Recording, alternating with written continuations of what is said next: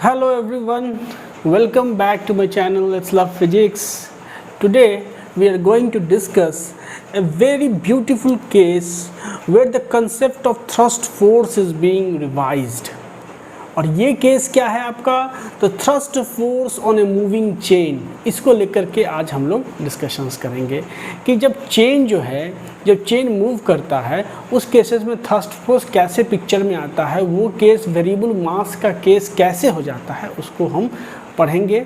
तो thrust force के बारे में एक छोटा सा ब्रीफ, हालांकि मैंने अपने बहुत सारे वीडियो लेक्चर में, पिछले वीडियो लेक्चरों में थ्रस्ट फोर्स को लेके काफ़ी ज़्यादा चीज़ें डिस्कस की है। मैं चाहूँगा कि you should refer to this lecture and then come again on these videos. तो सबसे पहले थ्रस्ट फोर्स को मैं एक ब्रीफ कर देता हूँ कि जो थ्रस्ट फोर्स होता है, जैसे सपोज़ करिए कि कोई बॉडी है, ये कोई बॉडी है और ये बॉडी सपोज़ करिए कि मोशन में है, इस पर एक फोर्स लग रहा है, ये किसी वेलोसिटी के साथ जो है सब मोशन में है। और इस बॉडी के रिलेटिव में हमारे पास एक छोटा सा स्मॉल बॉडी है, ठीक है, और इसकी वेलोसिटी जो है इस बॉडी के रिस्पेक्ट में मान लीजिए कि वी.आर वेलोसिटीज़ है।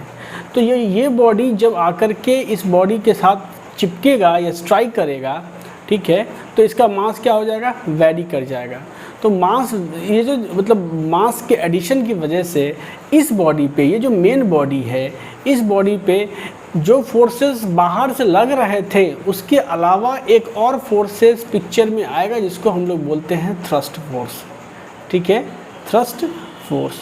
और वो जो थ्रस्ट फोर्स है उसका जो मतलब इक्वेशन है वो क्या है, तो वी रिलेटिव इंटू यहाँ पे dm/dt, ये है थ्रस्ट फोर्स का इक्वेशन। क्या है, v relative into dm/dt, this is the equation of thrust force.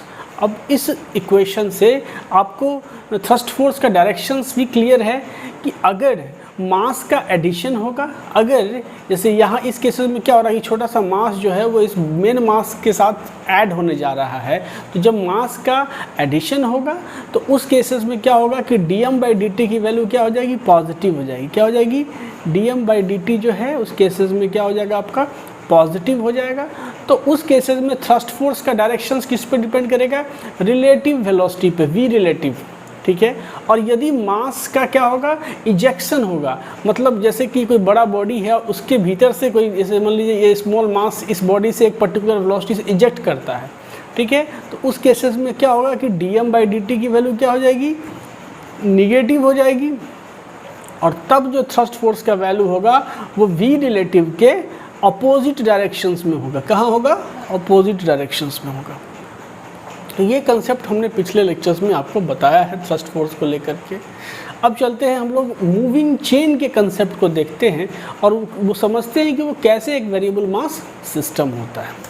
तो जैसा कि आप इस पिक्चर में देख रहे हैं कि यहाँ एक चेन जो है, एक टेबल पे, ये जो सरफेस है आप इसको टेबल एज्यूम कर सकते हैं, दिस इज़ अ टेबल, और ये चेन इस टेबल पे क्या है, पाइल्ड अप है, और एक टेबल के बीच में एक छोटा सा होल है जिसके थ्रू ये चेन जो है वो अपना एक पर्टिकुलर वेलोसिटी से सपोज करिए नीचे की ओर आ रही है, नीचे की ओर गिर रही है, ग्रेविटी के इन्फ्लुएंस में गिर रही है। तो ये केस आपका कैसे एक वेरिएबल मास सिस्टम हुआ और कैसे इसमें थ्रस्ट फोर्स पिक्चर में आएगा, आज अब हम उसको भी समझेंगे। साथ में एक केसेस और हम डील करेंगे कि जैसे चेन मान लीजिए पाइल्ड अप है और आप क्या कर रहे हैं कि इसका एक एंड जो है चेन का, उसको आप क्या कर रहे हैं, प्लेटफॉर्म से लिफ्ट कर रहे हैं वर्टिकली, मान लीजिए कि कोई भी वेलोसिटी से आप इसको लिफ्ट कर रहे हैं। तो उस केसेस में थ्रस्ट फोर्स क्या होगा, इस चेन पे थ्रस्ट फोर्स कितना ऐड करेगा, हम लोग उसको समझने की कोशिश करेंगे। तो चलते हैं हम लोग अपने नेक्स्ट स्लाइड पे। पहले बेसिक चीज़ समझिए इसमें। आप अगर इस पिक्चर को देखें तो ज़रा गौर करिए कि इस पिक्चर में मोशन में क्या है आपका।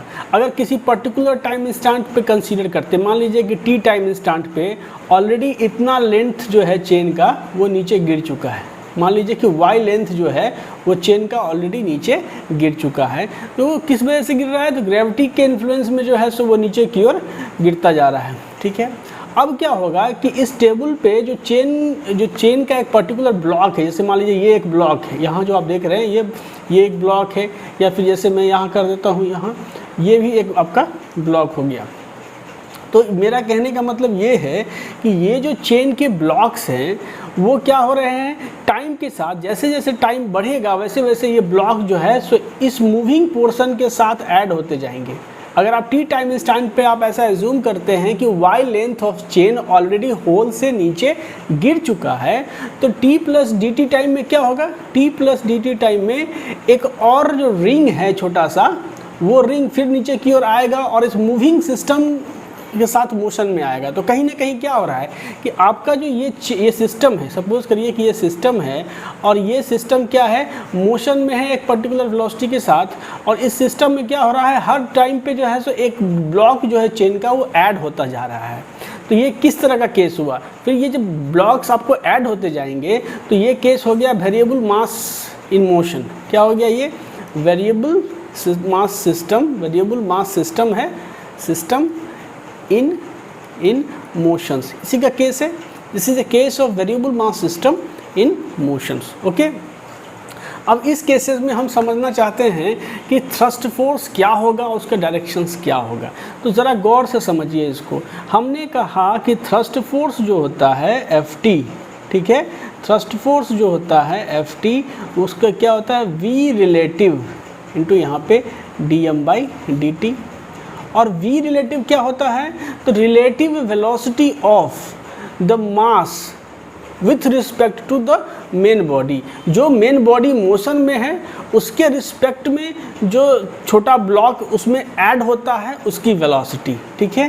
वी रिलेटिव, जैसे मान लीजिए रॉकेट है, आप इसको रॉकेट के केस से समझिए। अगर मैं समझाऊं तो आपने रॉकेट के केस में जो निकाला होगा थ्रस्ट फोर्स, तो ये जो वी रिलेटिव था वो क्या था, तो relative velocity of the exhaust gas क्या था, with respect to the rocket, यही ना था। जो रॉकेट के केस में आपका वी रिलेटिव क्या था, relative velocity of the exhaust gas with respect to the rocket. उसी तरह से यहाँ जो v रिलेटिव होगा वो क्या होगा, relative velocity of the small blocks of chain with respect to the moving portion of the chain. ये जो पोर्शन है आपका, गौर से समझिएगा, ये जो पोर्शन है ये मूविंग पोर्शन है, ठीक है। किसी पर्टिकुलर टाइम इंस्टेंट टी पे मोशन में क्या है, ये Y length of chain motion में है, और उस पर्टिकुलर टाइम इंस्टेंट पे जो है सो आपका जो ब्लॉक है चेन का, ये जैसे सपोज ये ब्लॉक क्या है, रेस्ट में है, ठीक है। तो और क्या होगा कि t plus D T time में ये भी जो है सो इस मूविंग सिस्टम के साथ ऐड हो जाएगा। समझने की कोशिश करें मैं यहाँ क्या समझा रहा हूँ कि यहाँ वेरिएबल मास सिस्टम कैसे डिज़ाइन हो रहा है। किसी पर्टिकुलर टाइम इंस्टेंट पे आपका वाई लेंथ ऑफ चेन जो है वो क्या हो रहा है, मोशन में है, v वेलोसिटी के साथ मान लीजिए कि वो नीचे आ रही है। ओके, अब क्या होगा कि t plus D T durations में ये जो छोटा सा वाइट कलर में आप देख रहे हैं, ये जो रिंग जो है आपका, ये क्या आएगा, अब नीचे की ओर आएगा, तो हमारे सिस्टम में ये ऐड हो जाएगा। हमारा जो सिस्टम मूविंग है उसमें ये छोटा सा ब्लॉक जो है, मान लीजिए इसका मास अगर सपोज करिए dm मास है, अगर इस ब्लॉक का मास जो है वो dm है, तो ये क्या होने वाला है, इस मूविंग पोर्शंस में ऐड होने वाला है। तो ये जो ऐड हो रहा है उसकी velocity relative to this system, ये जो सिस्टम मूविंग है इसके रिलेटिव में इस वाइट वाला जो चेन का स्लॉट है उसकी क्या वेलोसिटी है। तो देखिए ये जो चेन है आपको नीचे की ओर आपको v वेलोसिटी से मूवमेंट कर रहा है और ये रेस्ट में है। तो अगर आप चेन पे बैठ जाएं तो आपको क्या लगेगा कि आप इस वाइट वाले ब्लॉक से जो अभी इसके साथ ऐड होने वाला है मोशन में, उससे आप दूर जा रहे हैं। मतलब आपको इस चेन के रिस्पेक्ट में इसकी वेलोसिटी क्या होगी, आपका जो ये ब्लॉक है इसकी वेलोसिटी क्या होगी, अपवर्ड होगी, ठीक है। तो मतलब v रिलेटिव और क्या वैल्यू क्या होगा, क्योंकि ये चेन क्या है, कनेक्टेड बॉडीज़ है, तो ये अगर ये v वेलोसिटी से नीचे आएगी तो ये भी कितना वेलोसिटी से नीचे इधर आएगा, v वेलोसिटी से आएगा, कनेक्टेड बॉडी है। तो कहीं ना कहीं जो v रिलेटिव है इसको अगर आप लाइन से एक लाइन में डिस्क्राइब करें तो it is the velocity with which the smallest block, the smallest ring of chain, it is the velocity with which the smallest ring of the chain gets added to the moving portion moving portion of chain at a particular instant of time, at a particular instant of time, ठीक है, instant of time। इसमें मैंने एक चीज़ छोड़ दिया, it is the velocity with which the smaller ring of the chain, ठीक है, get added to the moving portion of the chain, ठीक है, moving portion of the chain with respect to the moving portion of the chain. याद रखिए ये जो है क्या है, with respect to moving portion of the chain, ठीक है, moving portion of the chain, ठीक है। मेरा कहने का मतलब है कि ये जो आपका मोशन में है, ये जो बॉडी आप, ये जो सिस्टम है आपने डिफाइन किया, ये मेरा सिस्टम एक पर्टिकुलर टाइम इंस्टेंट टी पे है और ये सिस्टम नीचे की ओर आ रही है। तो T plus D T duration में, एक इनफाइनेटेसिमल ड्यूरेशन में एक छोटा सा रिंग जो है वो उसके साथ ऐड होगा, ठीक है।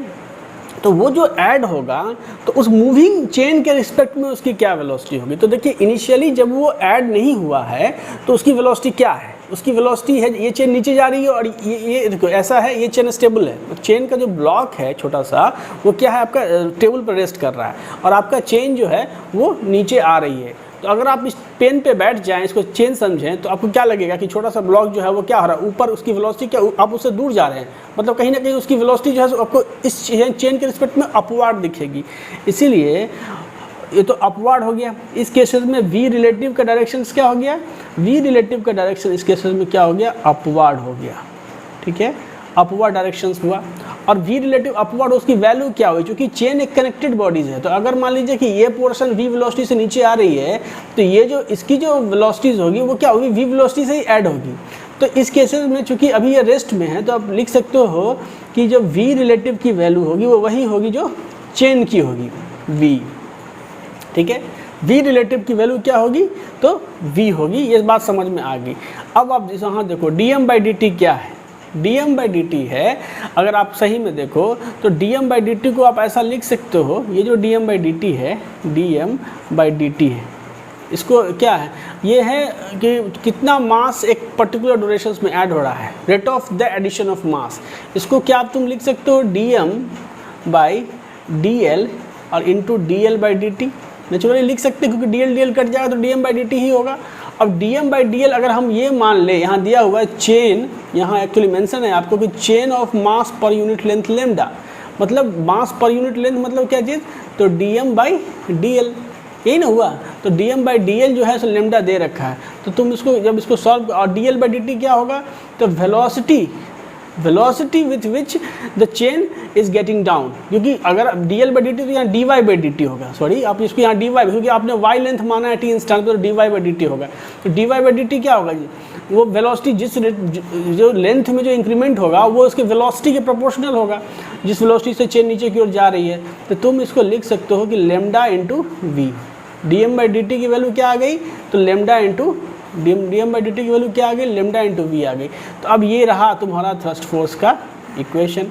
इस इक्वेशंस में इस वैल्यू डालो तो एफ टी का जो वैल्यू है वो क्या आ गया, वेलोसिटी वी, और D M by D T जो है तो ये हो गया लेमडा इंटू वी, तो कितना आ गया, लेमडा इंटू वी स्क्वायर। ये हो गया थ्रस्ट फोर्स। और थ्रस्ट फोर्स का अगर आपसे डायरेक्शन पूछा जाए, what is the direction of thrust force, तो क्या हो गया, क्योंकि D M by D T mass क्या हो रहा है, मास यहाँ पे एडिशन हो रहा है, हमारे मूविंग सिस्टम के साथ मास का क्या हो रहा है, एडिशन हो रहा है। तो मास का एडिशन होगा तो थ्रस्ट फोर्स का डायरेक्शन किस पे डिपेंड करेगा, वी रिलेटिव पे डिपेंड करेगा, ठीक है। क्यों, क्योंकि D M by D T positive हो गया। अब पॉजिटिव हो गया तो इसका तो कंट्रीब्यूशन चला गया डायरेक्शन में कि वी रिलेटिव के डायरेक्शन पर डिपेंड करेगा, और आपका वी रिलेटिव का डायरेक्शन क्या है, अपवार्ड है, ऊपर की ओर है। क्यों, क्योंकि जो चेन रेस्ट में है, ठीक है, और जो चेन मूविंग है, तो मूविंग चेन के रिस्पेक्ट में आपको ये जो चेन, जो ब्लॉक आपका रेस्ट में है और जो ऐड होने वाला है आपके सिस्टम के साथ, तो वो क्या लगेगा आपको कि वो ऊपर जा रहा है रिलेटिव वेलोसिटी। जैसे सपोज करो एक केस देखो, यहाँ पे एक बस है, सपोज करिए कि देयर इज़ अ बस, सॉरी मैं बना नहीं पाता हूँ यहाँ पे ठीक से, ये बस है, ठीक है। अब इस बस में सपोज करिए आप बैठे हुए हैं, आप इस बस में ऐसे बैठे हुए हैं और यहाँ पे सड़क, ये जो है सो सड़क है, सड़क पे जो है सो आपका जो है सो सब एक पेड़ है, ठीक है, देयर इज़ अ ट्री, ठीक है, देयर इज़ अ ट्री। अब अगर ये ट्री तो ऑब्वियस है कि आपके सड़क के रिस्पेक्ट में रेस्ट में ही है, बैठा पड़ा है। अगर आप v वेलोसिटी से मान लीजिए इधर की ओर जा रहे हैं तो इसमें बैठा हुआ आदमी को क्या लगेगा, इसमें बैठे हुए आदमी को लगेगा कि ये ट्री जो है वो इसके रिस्पेक्ट में v वेलोसिटी से क्या जा रही है, बैकवर्ड डायरेक्शंस में जा रही है। ये सेंस ऑफ रिलेटिविटी का कंसेप्ट जो है वही चीज़ यहाँ लगाना है कि जो मास का एडिशन हो रहा है इस मूविंग सिस्टम के रिस्पेक्ट में, वो एडिशन जो हो रहा है उसकी रिलेटिव वेलोसिटी क्या है। यहाँ क्योंकि यहाँ पे ये जो ब्लॉक ऑफ चेन जो यहाँ टेबल पे पड़ा हुआ है वो तो रेस्ट में है और मूविंग चेन नीचे जा रही है। तो मूविंग चेन नीचे जा रही है तो मूविंग चेन पे बैठ करके और कोई आदमी इस ब्लॉक को देखेगा तो उसको क्या लगेगा कि वो जो है इसकी चूँकि इसके बीच में डिस्टेंस क्या बढ़ रही है तो उसको तो लगेगा ना कि ये जो मूविंग चेन का जो ये रिंग है वो ऊपर की ओर जा रहा है, उसके रिस्पेक्ट में, इस मूविंग पोर्शन के रिस्पेक्ट में, तो ऊपर की ओर जा रहा है।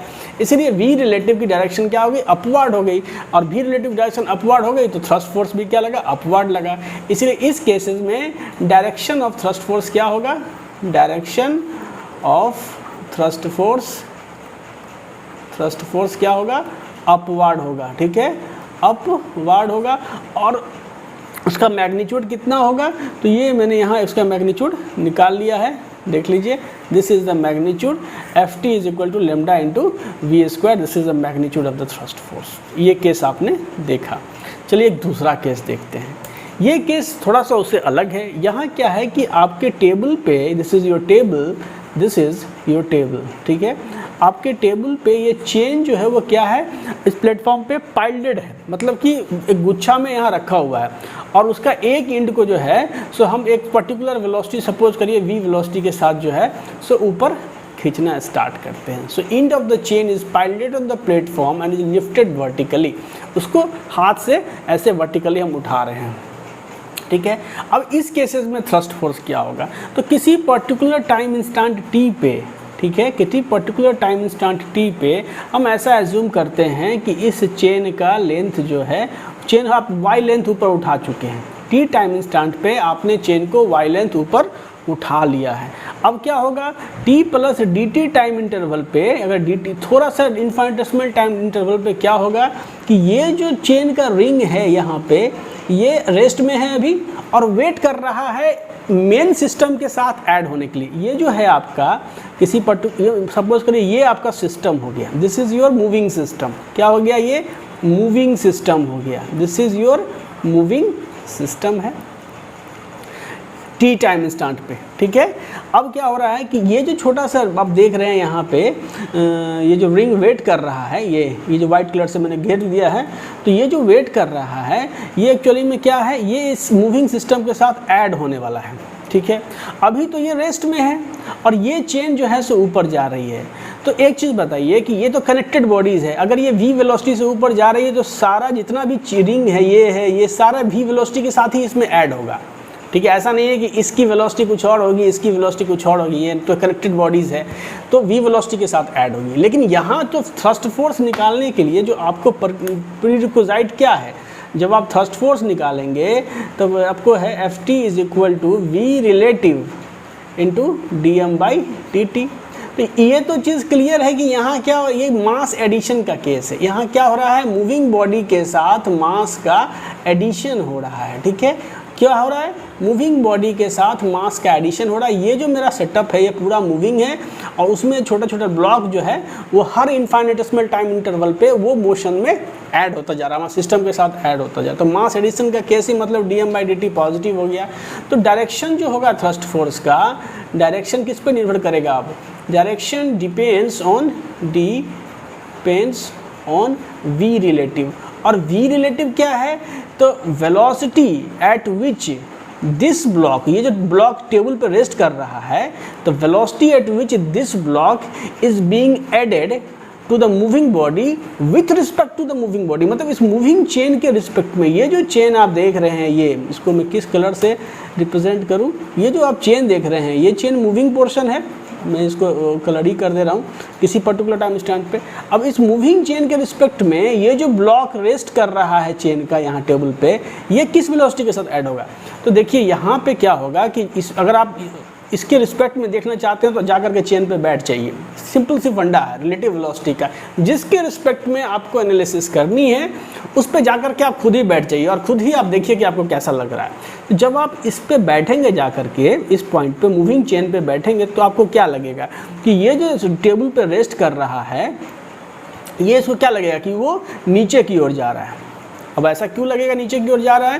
क्योंकि इसके बीच अगर आप देखिए तो डिस्टेंस क्या होगा, बढ़ेगा। ये जो टेबल पर रेस्ट इसके बीच क्या होगा, डिस्टेंस बढ़ेगा। तो कहीं ना कहीं आपको क्या लगेगा कि इस मूविंग चेन के रिस्पेक्ट में ये जो ब्लॉक टेबल पर रेस्ट कर रहा है उसकी वेलोसिटी क्या है, डाउनवर्ड है।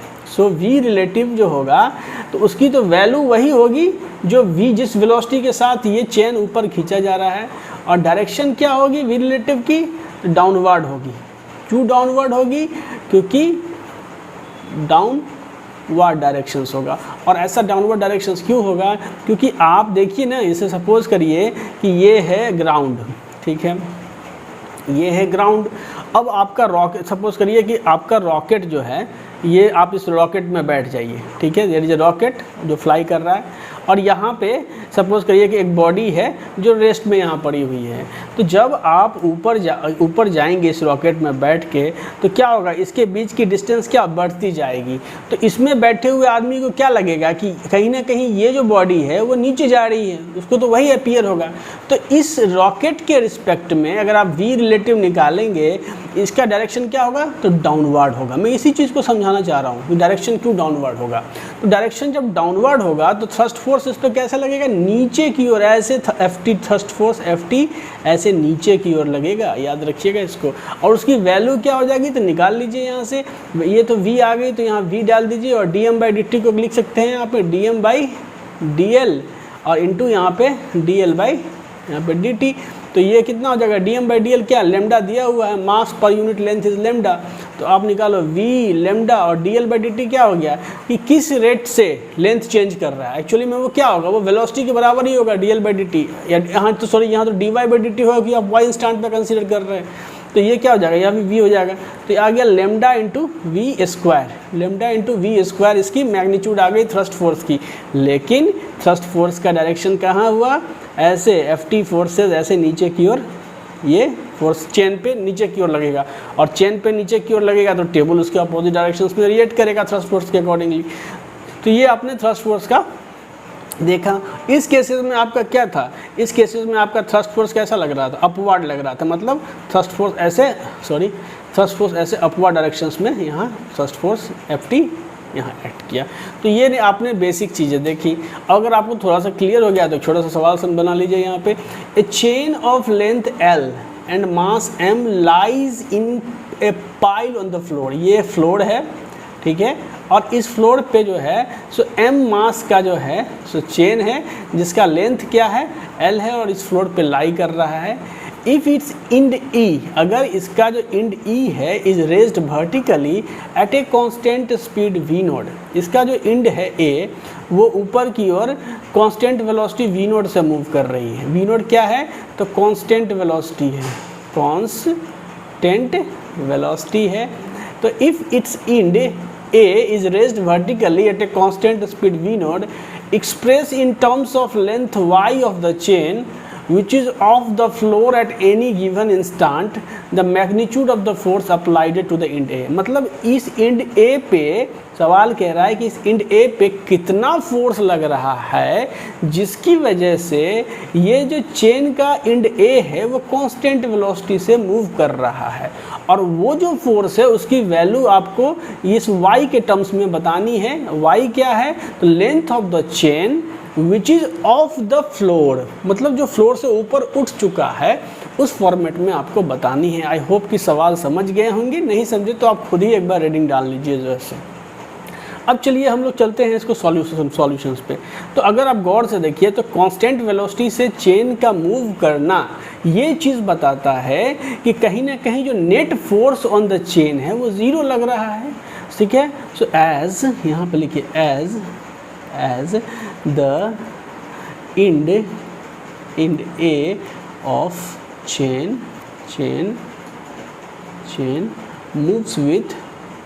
moves with constant velocity constant velocity, and so the net force on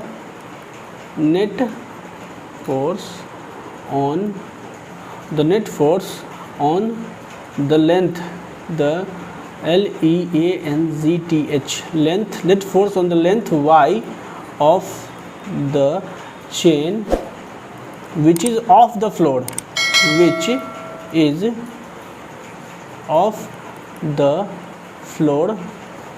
should be 0।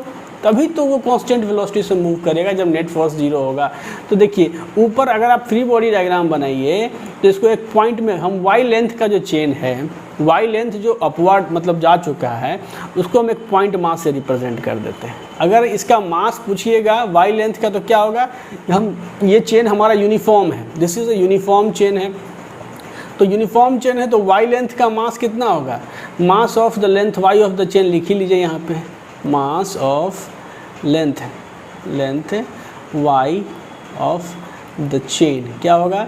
तो भैया टोटल लेंथ, टोटल मास हो गया m, और उसको डिवाइड कर दीजिए m/l और इनटू आपका लेंथ है y, तो यही हो जाएगा इस पॉइंट मास। चलिए इसको इधर बनाते हैं यहाँ। तो ये रहा आपका पॉइंट मास, ठीक है। इसका मास आपको पता है m/l इंटू वाई, ठीक है। इस पर फोर्स क्या लग रहा है, ऊपर आप इसको p फोर्स से जो है Fp, हम इसको P पॉइंट है तो हम बोल रहे हैं Fp फोर्स से आप उसको ऊपर खींच रहे हैं।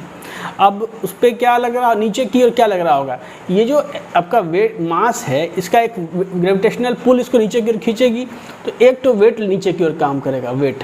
तो ये जो वेट होगा वो एक्चुअली में क्या हो जाएगा, तो जो मास है आपका चेन का जो ऑफ द टेबल है, मतलब m/l इंटू वाई और इंटू जी ये। और दूसरा एक थ्रस्ट फोर्स पिक्चर में आएगा, जो मैंने कहा है कि थ्रस्ट फोर्स का डायरेक्शन क्या होगा, थ्रस्ट फोर्स का डायरेक्शन होगा, जैसे मान लीजिए कि ये चेन, ये एंड ऑफ चेन है, इस पर थ्रस्ट फोर्स कैसे काम करेगा, नीचे की ओर काम करेगा Ft, और इसकी वैल्यू क्या हो जाएगी, तो आपको मैंने बताया है लेमडा इंटू वी स्क्वायर, मैंने अभी कैलकुलेट किया है पीछे। तो लेमडा क्या है एक्चुअली में, तो लेमडा है आपको मास पर यूनिट लेंथ, मास पर यूनिट लेंथ, ठीक है, यूनिट लेंथ। ये डेरिवेशन आप पीछे देख लीजिए जा करके, ठीक है। तो लेमडा इंटू वी स्क्वायर, तो वी स्क्वायर लेमडा की वैल्यू लिख लीजिए यहाँ से, लेमडा क्या हो गया, m/l is the lambda, mass per unit length. तो यहाँ आप इसको सब्स्टिट्यूट करेंगे तो क्या हो जाएगा, m/l यहाँ पे v पे स्क्वायर। तो एक तो इस पर एक और फोर्स क्या काम किया, तो एक फोर्स काम किया थ्रस्ट फोर्स Ft नीचे की ओर। अब इस सब फोर्सेस का रिजल्टेंट क्या होना है, 0 होना है, तभी जाकर के ये कांस्टेंट स्पीड से मेरा जो P पॉइंट है वो ऊपर की ओर कांस्टेंट स्पीड से जा पाएगा। तो नेट फोर्स को 0 होने के लिए आप क्या करिएगा कि बराबर होना चाहिए, मतलब Fp जो फोर्स, जिस फोर्स से आप P पॉइंट जो ऊपर खींच रहे हैं, this is equal to weight W of the chain which is of the table, and साथ में thrust force Ft, thrust force Ft।